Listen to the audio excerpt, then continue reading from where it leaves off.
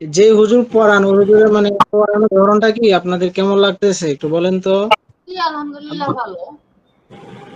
আগে আমার পড়ানো আগে যিনি পড়াতেন উনিও ভালো ছিলেন। কিন্তু ওর বাবার আপনাকে তো বললামই, ওর বাবা বলল যে হুজুর দিয়ে পড়ালে একটু ভালো হয় আরকি। অনেক নিয়ম কানুন আছে নামাজের যেগুলা মিস হয়তো ক্লিয়ার করতে পারবে না। হামজা সা জবর আস, হামজা সাজ জবর সা আস, জবর মিম জবর মা, মিম মিম জবর জবর মা, আসমা, আস আসমা, র জবর র, র, র র জবর আসমা র, র জবর র আসমার আসমা, র, তা হা জবর তাহ, তাহা তাহা জবর তাহ সিন জবর সা, সিন জবর সা তাহসা, তাহসা বা পেশ বু, বা, বাপে তাহসাবু, তাহসাব, হা মিম পেশ হুম, হাম, হামিম পেশহুম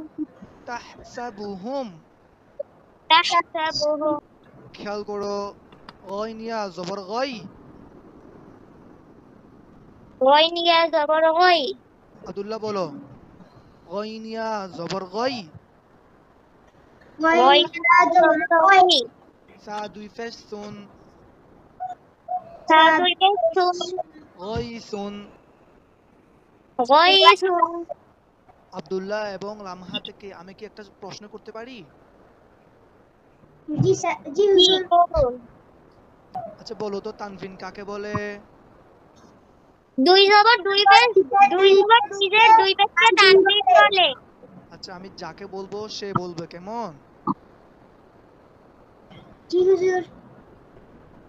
দেখি এটা বলো জি তো, এটা লামহা বলো। হওয়ান জবর হৌ ফা দুই পেশ ফুন হৌ ফুন আব্দুল্লাহ এটা কি বলো তো? আচ্ছা, আমি যে দাগটা জি দিছি এই দাগটার হুজুর। ভিতরে, আমি যে দাগটা দিছি ওই দাগের ভিতরে অংশটা কি বলে? জবর, জবরকে কি বলে? হরকত। হরকত কাকে বলে? হরকত, জবর জের পেশ কে হরকত এক করে। জবর এক জের এক পেশকে হরকত বলে লামহা, মাশাআল্লাহ, লামহা পেরে গেছে। দেখি আব্দুল্লাহকে বলো তো এটা, এটা পুরোটা বলো। এটা সিন জবর সাউ, ফা জবর ফা সাউ, ফা, লামহা তারপরটা বলো, এটা বলো লামহা।